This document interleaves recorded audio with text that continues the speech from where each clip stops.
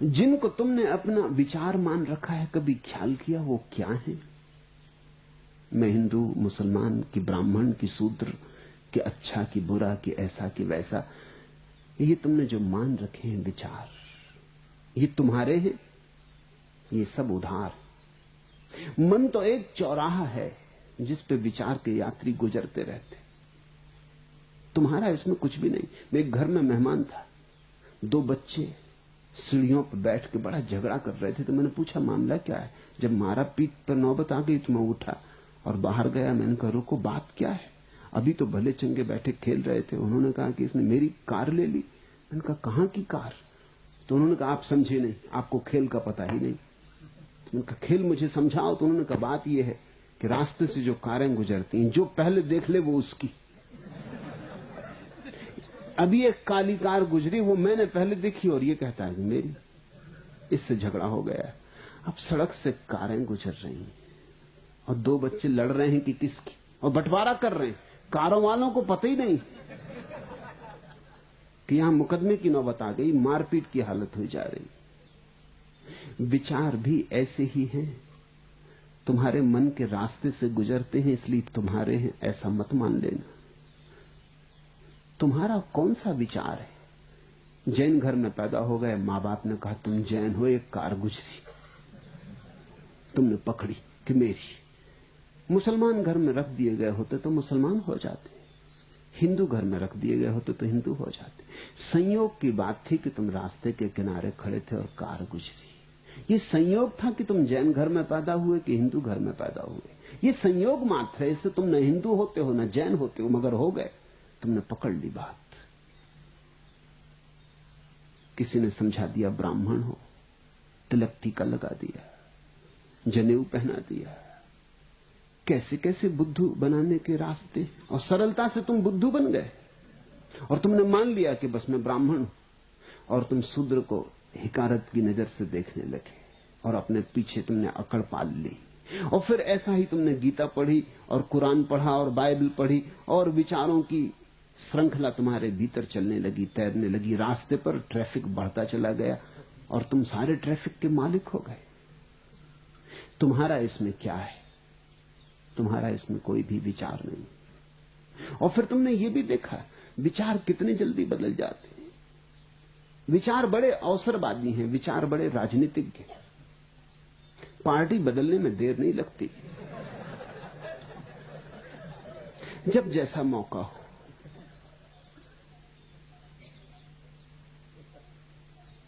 मुल्ला नसरुद्दीन अपने घोड़े को बांधकर एक दुकान पर सामान खरीदने गया। जब वो लौट के आया तो किसी ने घोड़े पर लाल पेंट कर दिया, घोड़े पर। तो बड़ा नाराज हुआ कि ये कौन आदमी है, इसने किसने शरारत की? तो किसी ने कहा ये सामने जो शराब घर है, इसमें से एक आदमी आया और उसने इसको पोत दिया, कोई पिए होगा। तो मुल्ला बड़े क्रोध में भीतर गया। उसने कहा कि किस नालायक ने मेरे घोड़े पर लाल रंग पोता है? हड्डी हड्डी निकाल के रख दूंगा। कौन है? खड़ा हो जाए। जब आदमी खड़ा हुआ तो बड़ा घबराया, कोई 6.5 फीट लंबा है। एक सरदार जी खड़े हो गए। मुल्ला थोड़ा सहमा। उसने कहा ये हड्डी वगैरह तो निकालना दूर है, अपनी हड्डियां बच जाएं तो बहुत। उसने सरदार ने कहा बोलो क्या विचार, क्या कह रहे थे, किस लिए आए हो? मुल्ला ने कहा सरदार जी मैं ये कहने आया हूं कि घोड़े पर पहली कोट तो सूख गई, दूसरी कोट कब करोगे? बड़ी कृपा की घोड़ा रंग दिया, मगर पहली कोट बिल्कुल सूख गई। ऐसे बदल जाते विचार। विचार बड़े अवसरवादी हैं।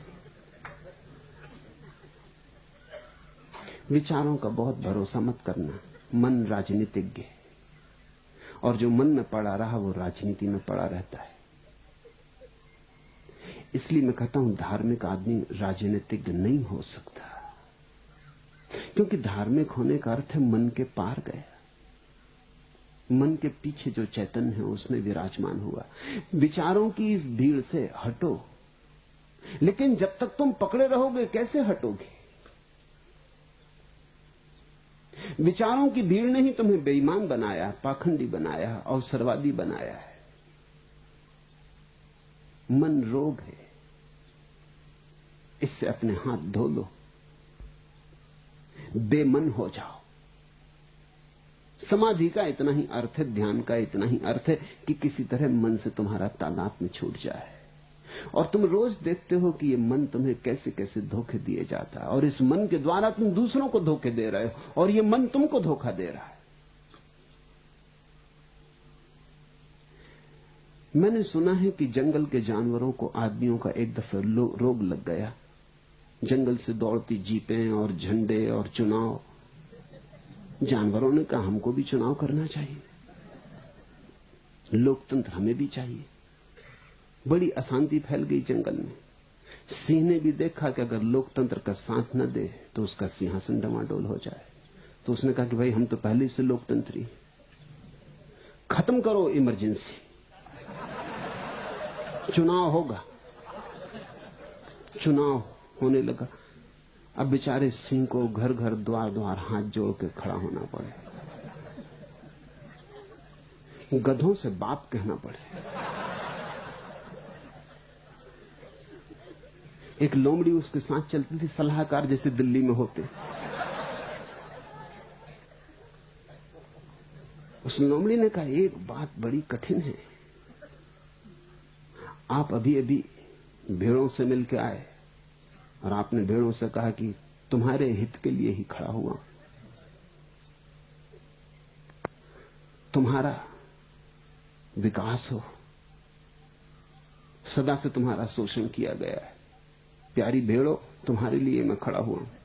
आपने भेड़ों से कह दिया, और आप भेड़ों के दुश्मन भेड़ियों के पास भी कल गए थे और उनसे भी आप कह रहे थे कि प्यारे भेड़ियों तुम्हारे हित के लिए मैं खड़ा हूं, तुम्हारा हित हो, तुम्हें रोज रोज नई नई जवान जवान भेड़ें खाने को मिले, यही तो हमारा लक्ष्य। तो लोमड़ी ने कहा ये तो ठीक है कि इधर तुमने भेड़ों को भी समझा दिया, भेड़ियों को भी समझा दिया, और अगर दोनों कभी साथ साथ मिल जाएं फिर क्या करोगे? उसने कहा तुम गांधी बाबा का नाम सुने कि नहीं? सुने। उस लोमड़ी ने कहा गांधी बाबा का नाम सुने। तो उन्होंने कहा गांधी बाबा हर तरकीब छोड़ गए। जब दोनों साथ मिल जाते तो मैं कहता हूं मैं सर्वोदयी हूं, सबका उदय चाहता, भेड़ों का भी उदय हो, भेड़ियों का भी उदय हो, सबका उदय चाहता हूं।